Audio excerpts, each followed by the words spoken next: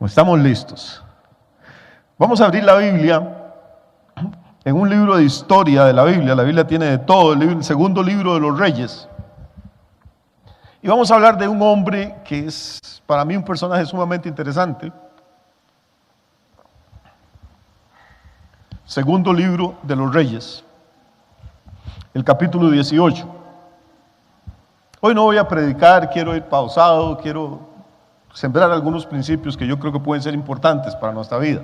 Segundo libro de los Reyes, capítulo 18, versículo 1 en adelante.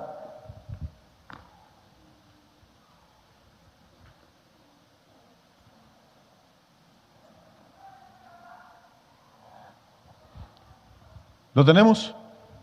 Dice: en el tercer año de Oseas, hijo de Ela, rey de Israel, comenzó a reinar Ezequías, hijo de Acaz, rey de Judá. Vamos a hablar de este hombre entonces que se llama Ezequías. Y vamos a aprender algunas cosas muy interesantes de la vida de este rey. Dice que cuando comenzó a reinar era de 25 años y reinó en Jerusalén 29 años. El nombre de su madre fue Abi, hija de Zacarías. Muy bien, entonces vamos a hablar de un hombre que fue el rey. ¿Rey de dónde? Rey de Judá. Recuerden que en esta época los judíos se habían dividido en dos reinos: el reino del norte, que se llamaba Israel, y el reino del sur, que se llamaba Judá. En esta época, entonces, Ezequías toma el trono de Judá. ¿Qué edad tiene según ese texto? 25 años. ¿Y cuántos años reina? 29. Entonces, ¿de cuántos años se muere? Muere joven, muere de 54 años de edad. Pero pasó más de la mitad de su vida como gobernante, como rey. Tuvo un reinado largo, fructífero. 29 años gobernó Judá. Dice que este hombre, y aquí vamos a ir despacio, porque repito que es un personaje para mí tan interesante.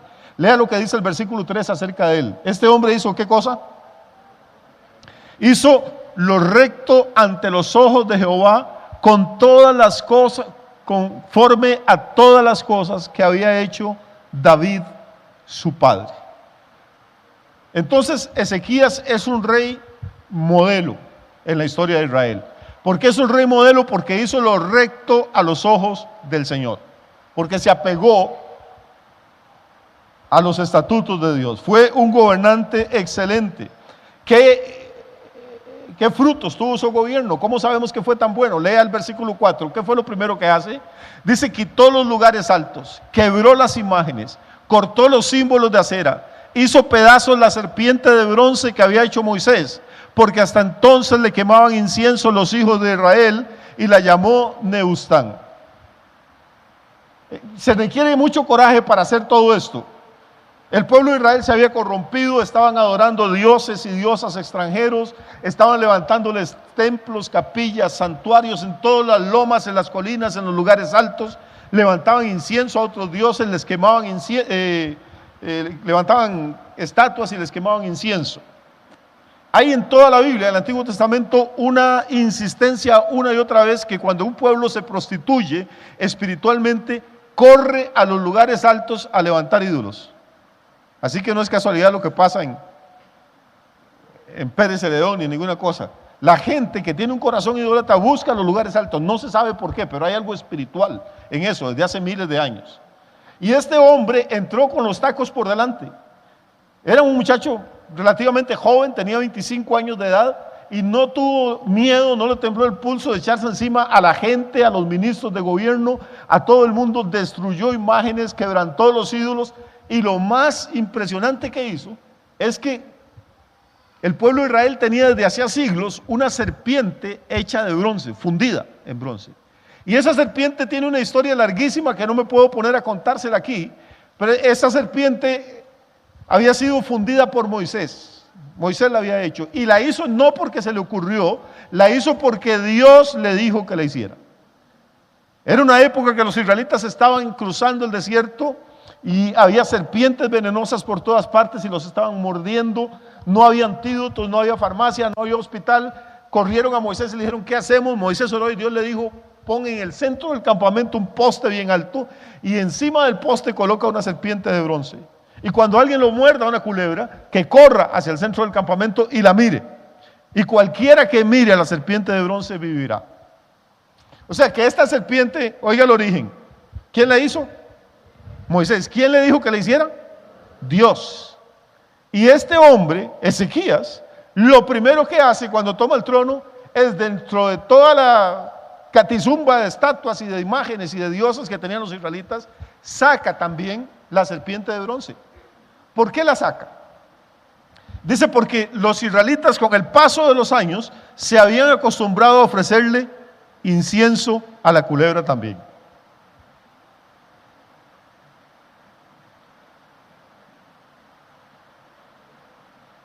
Yo creo que hay que tener valor para atreverse a destruir algo que Moisés hizo, y algo que Dios le dijo que hiciera, y algo que le había salvado la vida a cientos o a miles de israelitas.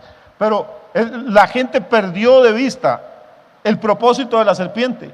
La idea era que glorificaran a Dios por el milagro que había hecho, no que glorificaran a la culebra. Y las personas hoy en día cometemos el mismo error. Tendemos a confundir a Dios con el instrumento. Vamos a ver si me explico. Si alguien canta bonito, si toca bonito, si predica bonito, si enseña bien, entonces se llena de fans y de seguidores. Y no nos damos cuenta que esa persona es simplemente un vaso, es un instrumento, que al que hay que darle la gloria es el que está actuando a través de esa persona. No sé si puedo dejar bien claro este principio, pero es importante. Cuando empezamos a quemarle incienso a la gente y a glorificar al hombre, hermano, incurrimos en el desagrado de Dios. Y esto es lo que estaba pasando con los israelitas y con esta serpiente. Y como si fuera poco, dice, seguro le reclamaron que por qué le había quebrado, dijo, eso es neustán. Y neustán quiere decir, eso es, en tico sería, eso es una cochinada. Lo que le dijo, eso es un pedazo de bronce, nada más, un pedazo de lata. Entonces, el reinado de Ezequías empieza haciendo una limpieza total. Y, versículo 5, eso es lo negativo, quita las cosas. Y ahora empieza lo positivo. ¿Qué es lo positivo? En el versículo 5. Dice, en Jehová Dios de Israel puso su esperanza. Tenía una colección de dioses y de diosas que los otros reyes habían adorado, que incluso su padre había adorado. Pero él se rebeló contra lo que su familia había hecho, se rebeló contra lo que el pueblo quería, puso su confianza en Jehová, el Dios de Israel, y oiga cuál es el veredicto de Dios con respecto a este hombre. ¿Qué dice la Biblia? Gríteme porque está lloviendo y no lo escucho. ¿Qué dice? Perdón. Que ni antes ni después de él hubo otro rey igual en Judá. Eso es mucho decir, hermano. Judá tuvo algunos de los mejores reyes. David, que era un hombre conforme al corazón de Dios. Salomón, que es el hombre más sabio que ha existido. Tuvo reyes buenísimos. Pero oiga lo que dice la Biblia de Ezequías. Dice que ni después de Ezequías, ni antes, hubo en Judá un rey como este hombre. Para que el Espíritu Santo diga esto de una persona, nada más imagínense qué clase de persona tiene que haber sido. De ahí en adelante, Ezequías es como la regla con la que debemos de medir a todos los otros gobernantes de Judá y de Israel. Es el rey conforme al corazón de Dios. ¿Estamos de acuerdo en este primer principio? ¿Sí?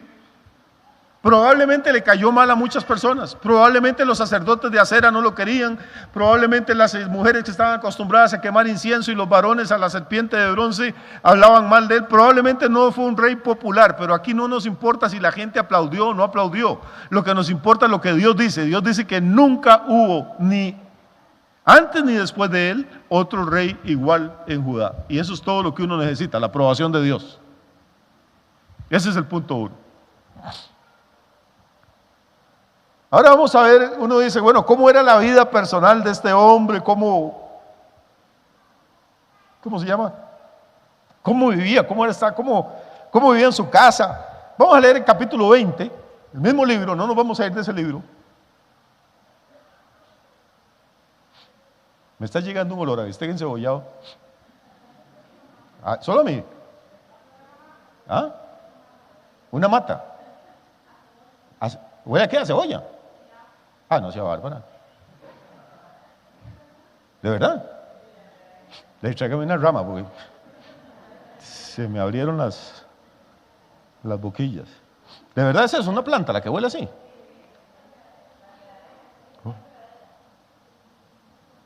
Vea usted. Muy bien, estamos en el segundo libro de los Reyes, capítulo 20. ¿Ya lo tienen? Dice, vamos a ir despacio, hermano, porque esto tiene miga. Que en aquellos días, o sea, cuando el hombre está en su apogeo y está desbaratando títeres y matando sacerdotes falsos y haciendo de todo eso, que en aquellos días, que está haciendo la voluntad de Dios, ¿qué le pasó a Ezequías?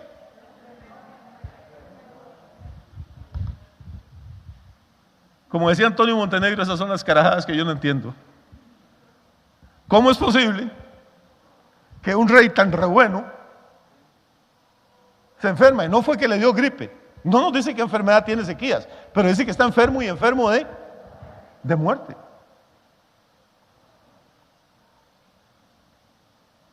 No sé a usted, hermano, pero a mí estas cosas me ponen. Uno esperaría que si el hombre está haciendo la voluntad de Dios, si es un rey tan bueno que antes de él no hubo ninguno y después de él tampoco hubo otro rey igual en su fidelidad a Dios, ¿cómo es posible que se enferme de muerte? ¿Cómo es posible? No sé si usted se ha preguntado eso, hermano, pero yo me lo pregunto una y otra vez. Hace apenas 8 días estuvimos aquí el funeral de Angélica, una muchacha de 30 años de edad, con madre de un hijo, con un corazón increíble, hermano, para ayudar a la gente servicial, y viene un tipo y la estrangula, y la mata. Y uno dice, ¿por qué no estrangularon al narcotraficante? ¿Por qué no estrangulan a algún político sin vergüenza? Los campesinos tienen un dicho, hermano, que yo todavía lo recuerdo, no sé si hace tiempo no lo oigo. Cuando alguien es malo, malo, malo y no le pasa nada a la gente, dice, tanto rayo que se desperdicia. ¿Ha oído la expresión alguna vez? Uno no entiende, hermano, por qué pasan estas cosas. Y entonces los predicadores y los sacerdotes nos subimos a hablar y a hacer discursos y a tratar de explicarle a la gente que Dios tiene un propósito y que el plan de Dios, pero hermano, la verdad es que no sabemos. Tenemos que tener la humildad de decir, no entiendo. ¿Por qué se enferma Ezequías? Y no de cualquier enfermedad. ¿Por qué se enferma de muerte? ¿Por qué le pasan cosas malas a la gente buena?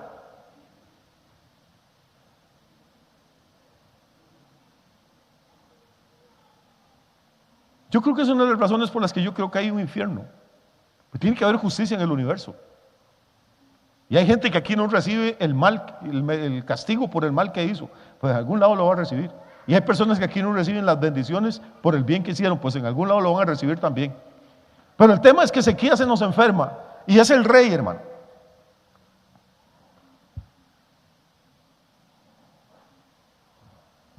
Pero como él es un hombre temeroso de Dios, ¿qué hace? Dice, entonces él volvió su rostro a la pared y oró a Jehová. Vamos a ver, está enfermo. Como es un hombre de Dios, no manda a llamar al médico, porque no hay mucho médico tampoco en aquella época. Manda a llamar a su consejero, a su confidente, al hombre que es la voz de Dios para Judá en esa época, que es un profeta que se llama Isaías. Manda a llamar a su amigo, un hombre tremendo de Dios, un tipo que ha tenido visiones de Dios y del trono de Dios. Manda a llamar a Isaías y le dice, Isaías, estoy enfermo, ¿qué hago? Recomendame algo, un té de algo. Y la recomendación de Isaías es extraordinaria. El remedio que le da Isaías le dice, ordena tu casa, porque de cierto morirás y no vivirás. Imagínate que usted va donde el médico porque se siente mal y le dice, doctor, ¿qué me aconseja? Le dice que no gaste plata en medicinas, papito, bueno, nada le va a hacer. ¿Cómo sale uno de ahí? Ya estaba enfermo físicamente. Y ahora Isaías viene y le trae esta palabra. Ahora que hay tanta persona que juega de profeta, hermano, y de adivino en las iglesias, todas las profecías que se echan siempre son de bendición. ¿Usted ha visto eso? Dios te va a levantar, Dios te va a prosperar, Dios te va a honrar, Dios te va... Y la gente aplaude y les dan un montón de ofrendas, un montón de payasos y mentirosos. Un profeta no tiene ningún mensaje propio que dar. Simplemente transmite lo que él recibe de parte del Señor. Y el Señor lo que le dijo a Isaías, dígale a Ezequías que ordene su casa, que pague las cuentas, que hable con la señora, que le pida perdón a la suegra, que haga todo lo que tiene que hacer, porque en esta se muere. Y Ezequías, que está pochotón todavía, no quiere morirse. La verdad es que uno no quiere morirse a ninguna edad. Hay gente que cuando están en depresivos o enojados dice: "Ay, yo quisiera como morirme, estoy harto de esta vida". No sea payaso. ¿Cómo que quiere morirse? Y apenas siente un calambre, corre donde el médico. Nadie quiere morirse. La vida es muy bonita, con todos los problemas y las luchas que tiene, y los ratos que se llora y todo. La vida es muy bonita, y Ezequías era el rey. Comía bien, tenía un palacio, dormía en buena cama. El hombre no quiere morirse. Y entonces vuelve su rostro a la pared. Dice la escritura en el versículo 2, dice: y oró a Jehová y le dijo: te ruego, oh Jehová, te ruego que hagas memoria de que han dado delante de ti en verdad y con íntegro corazón, y que he hecho las cosas que te agradan. Hermano, hay que tener la conciencia tranquila y el corazón limpio para poder orar así. Porque si no, Dios le puede decir: mentiroso, cállese. Pero el tipo está ahí contra la pared, probablemente no se puede levantar, está acostado, da vuelta y se pone a hablar hacia la pared. Y le dice: te ruego, Jehová, que hagas memoria, que te acuerdes. Tú has examinado mi camino, tú sabes que yo he andado con un corazón limpio, que he hecho las cosas que te agradan, que no le he robado nada a nadie, que no he sido injusto. Y ahora me voy a morir. Haz memoria. Y no solo eso, sino que hizo más, según ese texto. Dice que lloró, no cualquier llanto, lloró con gran lloro.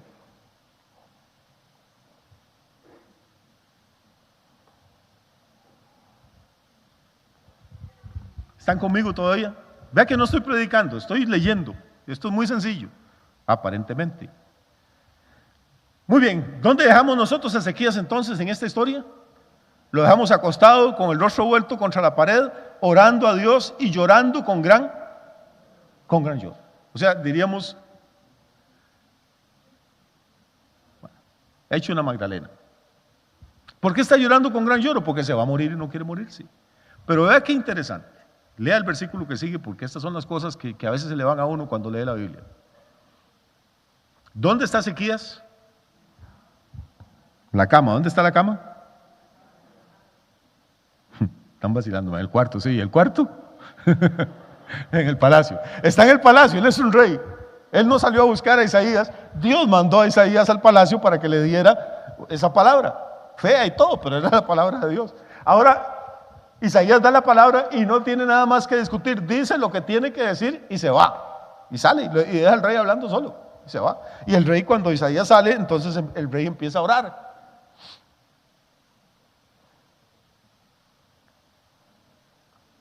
Ahora, ¿están conmigo en el versículo que sigue?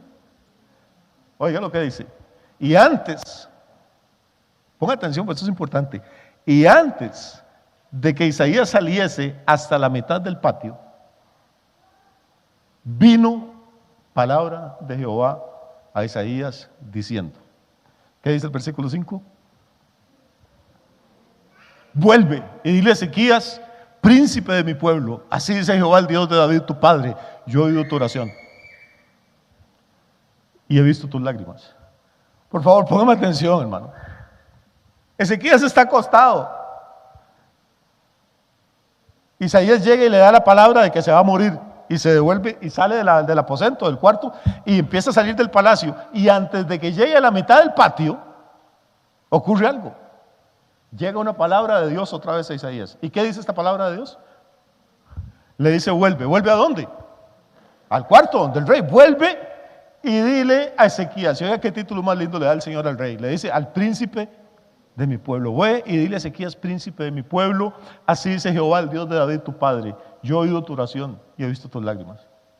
No sé si usted entiende lo que está pasando, pero el tipo está en la cama, enfermo, se vuelve contra la pared, ora y llora. Mientras tanto, Isaías está saliendo del cuarto, digamos que sale del corredor, cruza el portón del palacio y va por la mitad del patio. Y ya en esos pasos que dio Isaías, la oración y las lágrimas de Ezequías subieron hasta el trono de Dios, hasta el tercer cielo, hermano. Y la palabra de Dios bajó desde el tercer cielo hasta el espíritu de Isaías.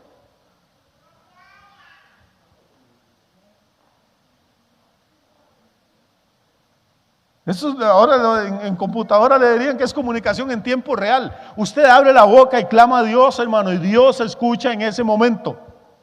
Y es más, a veces se escucha antes, porque dice que antes de que la palabra esté en nuestra boca, ya el Señor la conoce. Vuelve y dile así al príncipe de mi pueblo: he aquí que yo te sano.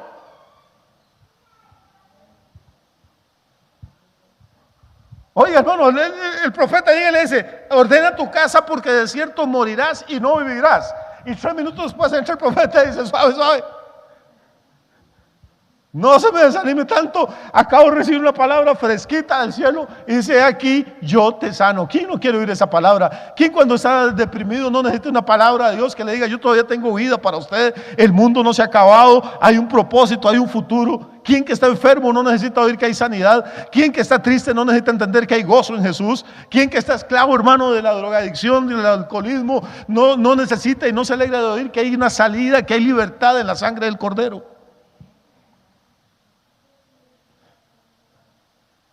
A veces la misma boca tiene que dar noticias de muerte y noticias de vida. El evangelio que predicamos es muerte para los que no creen, pero es vida para los que se arrepienten y se convierten. La misma palabra que mata a unos levanta a los otros, hermano.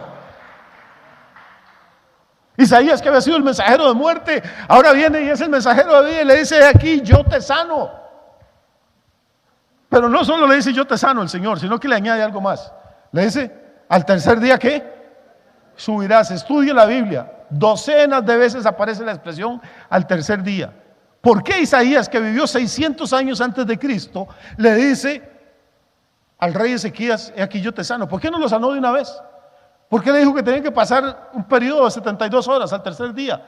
Porque el tercer día es el día de la resurrección, es el día que Jesús se levantó de los muertos, es el día de empezar de nuevo, es el día en que las cosas viejas quedan sepultadas y usted empieza un nuevo caminar con Dios. Hay un tercer día para la iglesia, hay un tercer día para nosotros, hay un tercer día para tu familia, hay un tercer día para tus finanzas, hay un tiempo de sanidad, hay un tiempo de resurrección en Dios. Pero eso no viene por casualidad. Hay que aprender a orar, hay que aprender a llorar delante de Dios, hay que aprender a humillarse, hay que aprender a pasar por tiempos malos y no maldecir ni blasfemar. Pero hermanos, hay un tercer día. Hay días de muerte, hay días de sepultura, hay días en que nadie se quiere arrimar a uno porque despide olor a cadáver. Hay tiempo en que nada sale bien, hermano, ni en la familia, ni en las finanzas, ni en la salud. Y sus amigos lo que dicen es: está en pecado. Ahí está, bajo la disciplina de Dios, bajo el juicio de Dios. Esos son los amigos de Job. Pero déjelos, hermano. Deje que la gente hable lo que quiera. No se preocupe por la gente, preocúpese por el Señor, preocúpese por honrar a Dios, preocúpese por servirle a Dios. Y en medio de la enfermedad, y en medio del dolor, y en medio del desánimo, va a haber una palabra que dice: aquí yo te sano, yo te levanto. No hoy, no mañana, pero que te levanto, te levanto.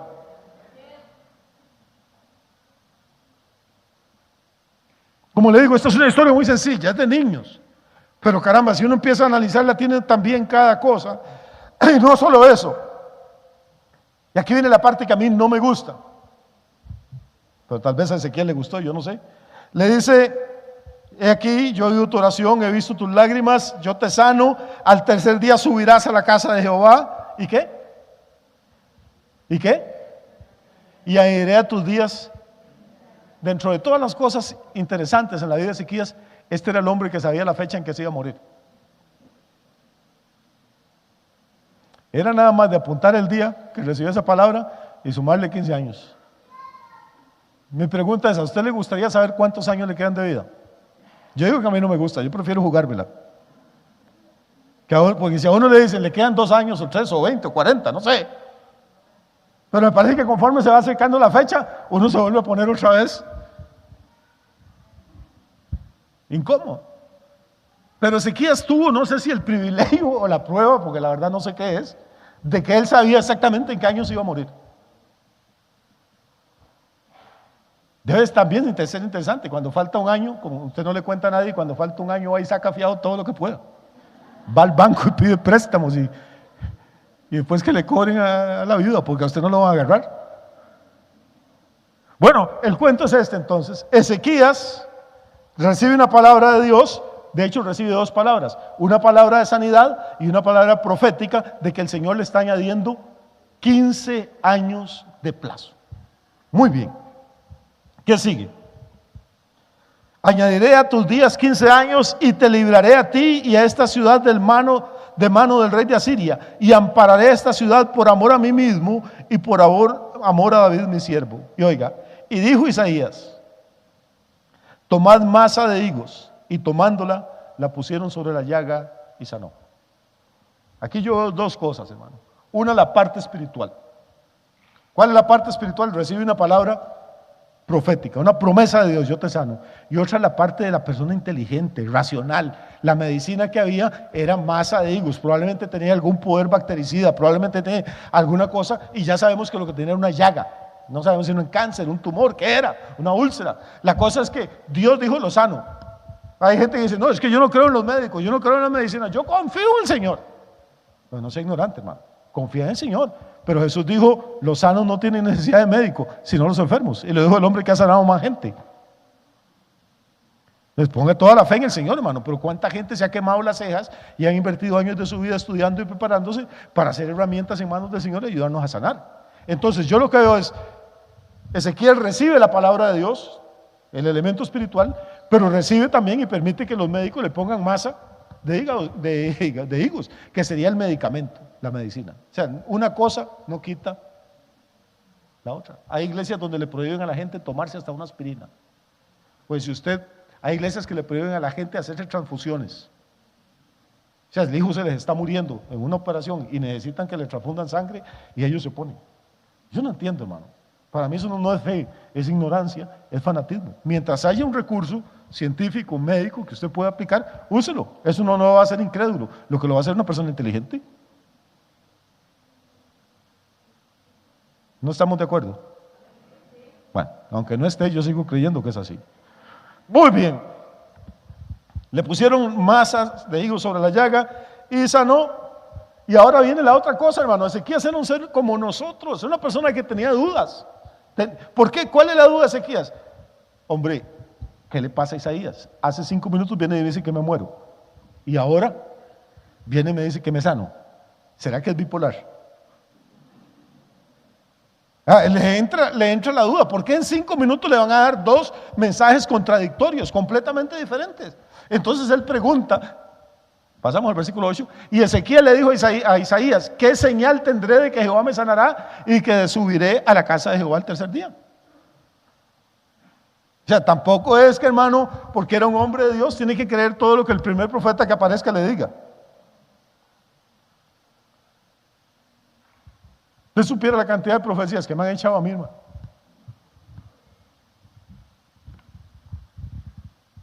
Hay gente que anda profetizando para arriba y para abajo, mintiendo, engañando, manipulando. Y hermano, cuando usted oiga a alguien profetizar, no crea lo que oye.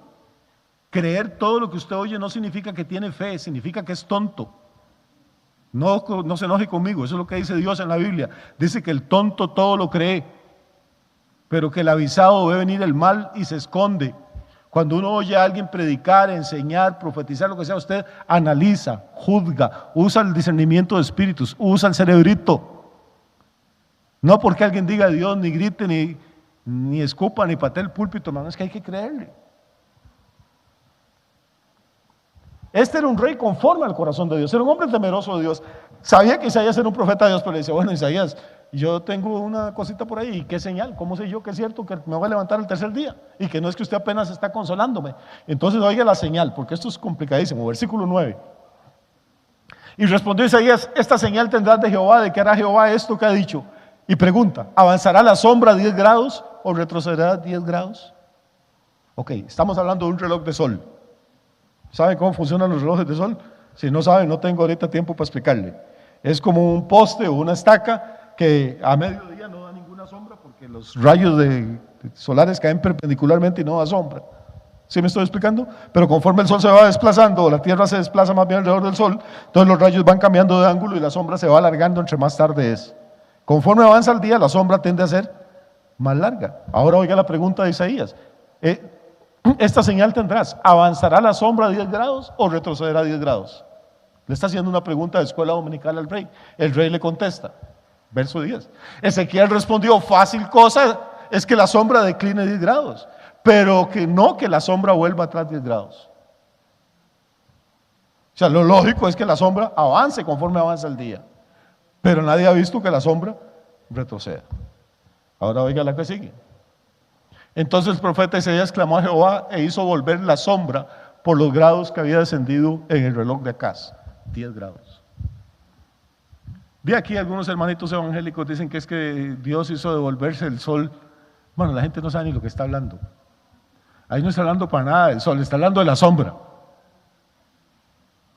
¿Sí me estoy explicando o no? Y andan por ahí unas cosas en internet de que la NASA descubrió los minutos que faltaban, y bueno, un montón de barrabasadas. No crea todo lo que oye, no crea todo lo que lee, hermano. ¿En qué consistió el milagro?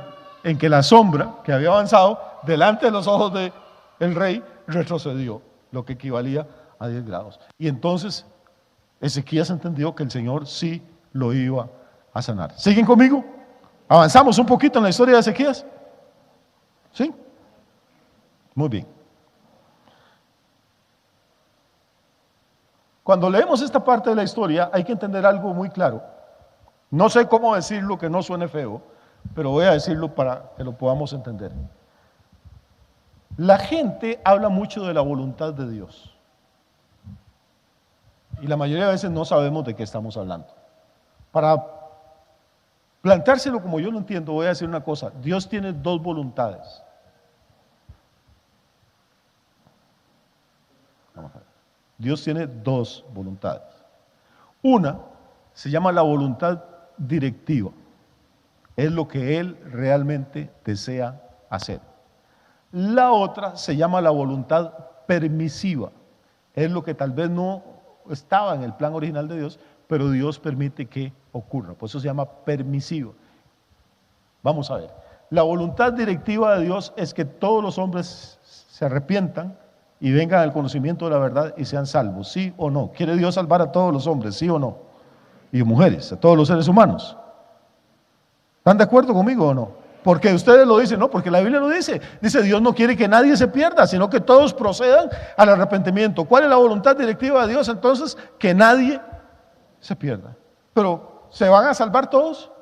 No, porque a alguna gente no le da la gana salvarse. Ah, no, yo tengo mi religión, no, yo pienso de otra manera, no, a mí no me gusta. Siga para adelante. Dios quiere que usted se salve, pero Dios puede permitir que usted se pierda. Entonces, la voluntad directiva de Dios es que todos sean salvos. La voluntad permisiva es que muchos se van a perder, porque Dios respeta el libre albedrío de cada ser humano. Entonces, la voluntad directiva de Dios, y óigame, aquí entramos a la parte espesa, era que Ezequías se muriera sin hacer tanta bulla cuando le tocaba. Pero como Ezequías lloró y pataleó y clamó a él, entra en juego la segunda voluntad, la voluntad permisiva. Entonces Dios permite que Ezequías viva 15 años más. Ezequías, para decirlo de alguna forma, es el hombre que murió 15 años demasiado tarde. Y ahorita le voy a explicar por qué. ¿Quedó claro más o menos esto, por lo menos para empezar a meditar? ¿Sí?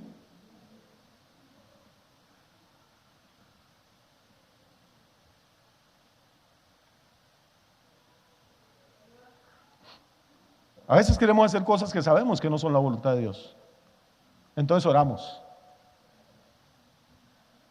Señor, esta mujer me tiene loco, Señor, es inconversa, Dios mío. No es hija tuya, no quiere nada con el evangelio, Dios. Pero yo le voy a echar el cuento. Si dice que sí, es que era tu voluntad. Ah, carajo. Al rato, ya sabemos que la voluntad directiva no era esa. Pero la voluntad permisiva es que Dios nos deja hacer lo que nos dé la gana. Lo he dicho muchas veces, usted vino aquí hoy porque quiso, yo estoy aquí hoy porque quiero. Igual nos hubiéramos quedado en el bar del frente y podríamos estar ahora abrazando una pescuezuda ahí. La botella, me refiero. Nadie le puso una pistola a usted para que viniera aquí.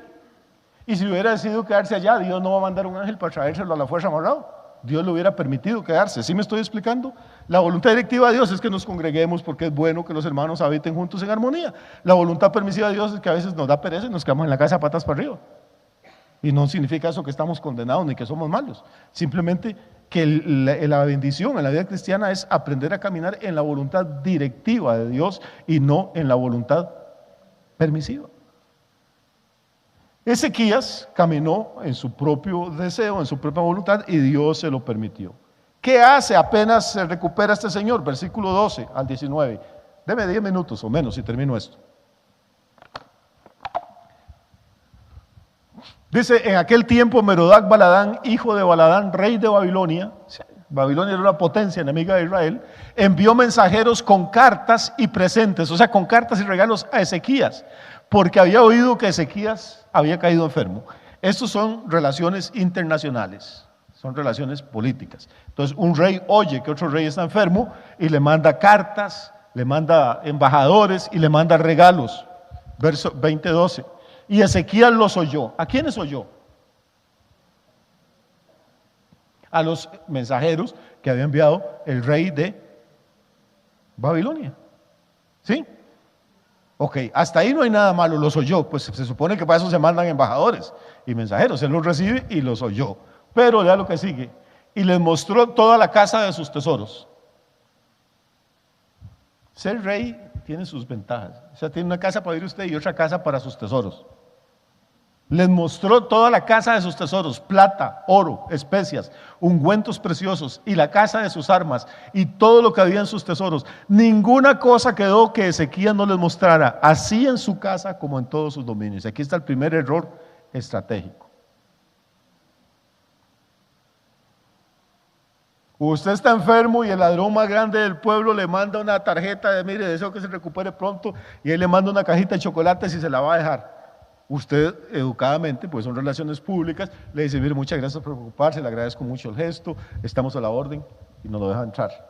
Pero, ay, qué dicha, que no, pase adelante, mire, aquí tengo la caja fuerte, aquí guarda las joyas mi señora, aquí bajo la cama escondemos la plata, le enseña todo lo que tiene en la casa, ¿qué le va a pasar?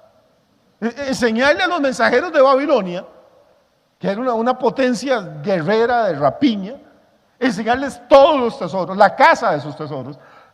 Todavía dice que no quedó nada en sus dominios que no les mostrara. Entonces, como que Dios le curó la pata, pero se le enfermó el cerebro. Porque esto es un error infantil, es un error estratégico mortal. ¿Por qué? Porque estos embajadores no solo son embajadores, son espías. Y ahora vuelven a Babilonia y le hacen una lista al rey de Babilonia de todos los tesoros que hay en los dominios de Israel. Y hombre, al rey de Babilonia se le abren las boquillas, se le hace la boca, güey, yo quiero eso. ¿Qué pasa? Dicen los mensajeros entonces, se van, y en el momento que se van, aparece alguien que no aparece, un visitante asiduo del palacio. ¿Quién aparece?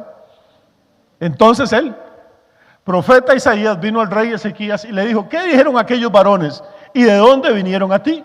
Y Ezequiel le respondió, de lejanas tierras han venido, de Babilonia. Ya seguro ahí se le empezó a parar el pelo a Isaías. Y él le volvió a decir, ¿qué vieron en tu casa? Y Ezequiel respondió, vieron todo lo que había en mi casa, nada quedó en mis tesoros que no les mostrase. Vamos a ver, estaba rajando, estaba jugando fachento, presumiendo, sería la palabra correcta. Vean lo rico que soy. No me quedó nada que no les mostrara. Verso 16. Entonces Isaías le dijo a Ezequías, oye palabra de Jehová. Ser amigo de un profeta tiene sus problemas, ¿verdad? Cada vez que le dice palabra de Jehová, ahora seguro es Ezequías el que se le para el pelo. Aquí vienen días en que todo lo que está en tu casa y todo lo que tus padres han atesorado hasta hoy será llevado a Babilonia sin quedar nada, dijo Jehová.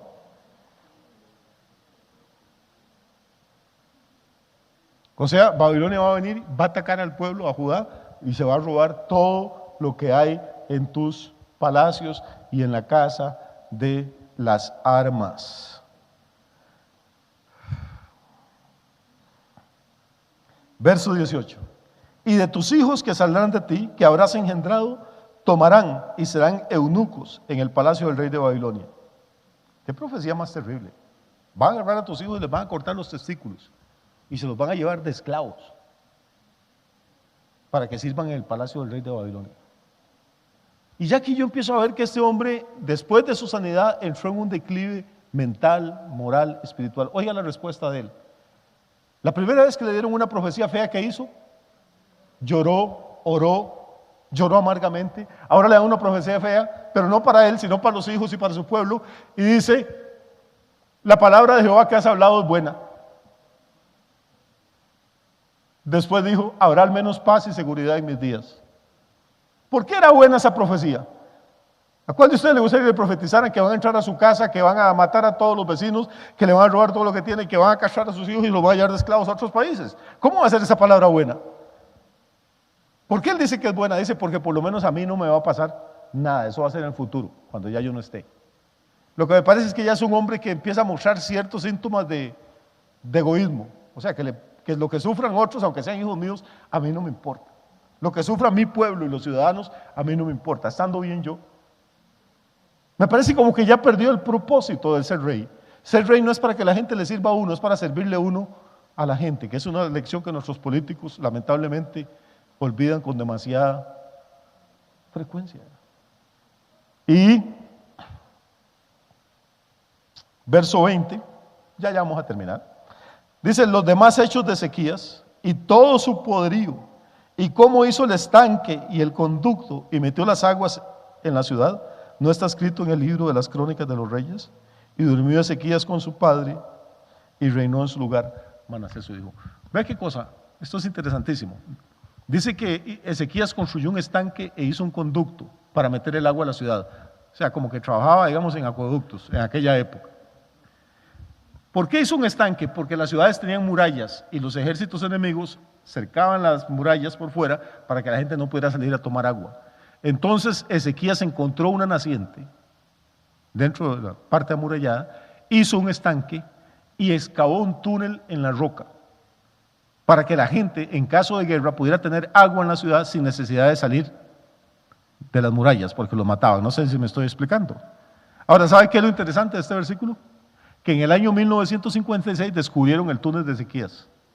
Y no solo descubrieron el túnel, los que lo excavaron, y puede buscar en internet, puede ir a Israel y va a ir al túnel, los que lo excavaron con picos y barrenas en aquella época que no había explosivos, los que lo excavaron grabaron el nombre del rey. O sea que este túnel que construyó este hombre hace 2600 años, todavía hoy usted puede ir y verlo. Todavía alguna gente dice que la Biblia, que si aguanta lo que le pongan y que cómo sabe uno que es cierto. Bueno, pues no sabe que es cierto es por ignorante, porque no lee, porque no estudia. Pero investigue. Y finalmente, con todo lo bueno que era Ezequías, le pasa lo que nos pasa a todos, se murió. ¿A qué edad murió? A los 54 años, ¿sí? ¿Estamos de acuerdo? ¿Se acuerda que habíamos dicho al principio? Muy bien, entonces, ¿a qué edad se había enfermado de gravedad? Tenía 39 años, porque 39 más 15 que le añadieron son los 54 los que se mueren. ¿Está bien? Él descansa con sus antepasados y reina en su lugar Manasés su hijo. Y aquí viene la parte con la que vamos a cerrar esto. Dejemos ahora a Ezequías descansando, que ya murió, y pasemos al capítulo 21, versículo 1. Dice, de 12 años era Manasés cuando comenzó a reinar. ¿Cuántos años tenía? Era un carajillo.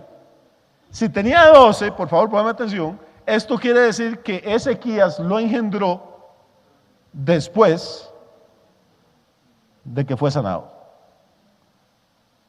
¿O no? Porque lo engendró en el periodo de 15 años que le dieron extra. 3 años después de que se curó, parece que quedó bien curado porque dejó embarazada a la señora y nació Manasesito. Y Manasesito es el rey más perverso, más desgraciado y más malo que hubo en toda la historia de Judá. Son como las dos caras de una medalla, como los opuestos, como el día y la noche. De Ezequías dice la Biblia que nunca hubo un rey tan bueno como él, ni antes ni después. Y de Manasés dice la Biblia que nunca hubo un rey tan malo en Judá, ni antes ni después. Y ahora 2600 años después, empezamos a entender lo que Ezequías nunca pudo entender. ¿Por qué Dios se lo quería llevar tan temprano? Porque si él hubiera aceptado la voluntad directiva de Dios, Judá se libra de Manasés. Y para colmo de males, lea otra vez el versículo 1, de 12 años era Manasés cuando comenzó a reinar y reinó en Jerusalén 55 años. Tuvo más de medio siglo el poder. ¿Qué hizo en estos 55 años el hijo de Ezequías? Verso 2. Hizo lo malo ante los ojos de Jehová. ¿Cómo empezaba la historia de Ezequías? Dice, hizo lo recto ante los ojos de Jehová. ¿Cómo empieza la historia de su hijo? Hizo lo malo ante los ojos de Jehová. Y según las abominaciones de las naciones que Jehová había echado de delante de los hijos de Israel, volvió a edificar los lugares altos que Ezequías su padre había derribado, y levantó altares a Baal, e hizo una imagen de acera como había hecho Acab, rey de Israel, y adoró a todo el ejército de los cielos, y rindió culto a todas aquellas cosas. Asimismo edificó altares en la casa de Jehová, de la cual Jehová había dicho, yo pondré mi... O sea, no solo levantó templos y altares para los demonios, sino que levantó altares para los demonios dentro del templo de Jerusalén, dentro del templo que Salomón había construido. Las imágenes que su padre destruyó, él volvió a pagar para que las construyeran. O sea, todo el avance que tuvo el pueblo de Judá en los 29 años que gobernó Ezequías, se desbarató en los 55 años que gobernó Manasés. Por eso le decía hace un rato que a veces la voluntad directiva de Dios nos parece dura, nos parece fea, no entendemos. Él conoce el futuro y nosotros no. Y no entendemos por qué a veces pasan cosas desagradables, cosas. Tienen que pasar los años y al mirar para atrás, nos damos cuenta que sí en realidad había un propósito, que sí en realidad había algo que no entendimos en aquel momento, que nos hizo llorar y que nos hizo sufrir, pero que si aceptamos la voluntad directiva de Dios, al final vamos a terminar bendecidos y la gente alrededor nuestra va a ser bendecida. Cuando nos encaprichamos en hacer lo que a nosotros nos parece, terminamos metiéndonos en problemas y metiendo en problemas a muchas otras personas. Por eso le decía que Ezequías es el hombre que se murió 15 años demasiado tarde. Esos 15 años él empezó a declinar espiritualmente y el hijo que engendró fue una maldición y llevó a la perdición y a la muerte eterna a miles y miles de israelitas. Tal vez en este momento pasan en nuestras vidas cosas que no entendemos, cosas que no nos gustan. Y Dios nunca nos da la explicación. Uno a veces pregunta a Dios, ¿por qué? ¿Por qué a fulano? ¿Por qué a mí? Nunca hay una respuesta para eso. Tienen que pasar los años. Y tienen que pasar a veces muchísimo tiempo para que podamos ver las cosas en retrospectiva y decir, aquello implicó un cambio en mi vida, un cambio para mejor, lo que me hizo llorar antes, ahora me está bendiciendo. Por ahí alguien dice que lo que no nos mata, nos hace más fuertes. Vamos a poner de pie esta noche.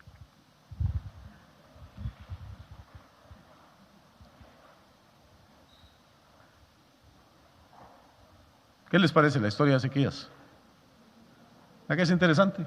Son cosas que están ahí en la Biblia, repito que es fácil, pero a veces no paramos el ratito para analizarlas. Y hay muchas lecciones más que podríamos sacar de ahí, pero no hay tiempo. Y el olor de esas matas me tiene fregado. Padre, te damos muchas gracias esta noche. Gracias por tu palabra, porque tu palabra es verdad. Señor, gracias porque podemos leerla, escucharla, aprender de ella principios que son eternos. Señor, tenemos que aprender que a veces hay momentos difíciles en nuestra vida que no entendemos por qué sucede, Dios, pero que tarde o temprano, si estamos en tu voluntad, si estamos en tu propósito, Señor, tú vas a traer bendición y vas a traer refrigerio a nuestras vidas. Ayúdanos, Dios, en esta noche a sacar algunas conclusiones de esto que hemos estudiado. Y permite, Señor, que vayamos a casa agradecidos, motivados, Señor, dispuestos a ser hombres y mujeres que se esfuercen por hacer lo recto delante de tus ojos, por ser bendición, Señor. Hombres y mujeres que cuiden los tesoros que tú nos has dado, Señor, espirituales, emocionales, familiares, económicos, del tipo que sean, y no desperdiciarlos, Dios, con personas que no tienen temor tuyo, que no te conocen. Gracias por la vida de cada hombre y cada mujer aquí presente. Los bendigo a los niños, a los ancianos, a las parejas, a los solteros, quienes quiera que hayan venido con un corazón abierto. Espíritu Santo, ministralos, ministrales tu amor, tu paz, tu consuelo, y llévanos a nuestra casa fortalecidos, Señor, con ganas de empezar mañana una semana nueva en tus caminos. Gracias, en el nombre de Jesús. Amén y amén.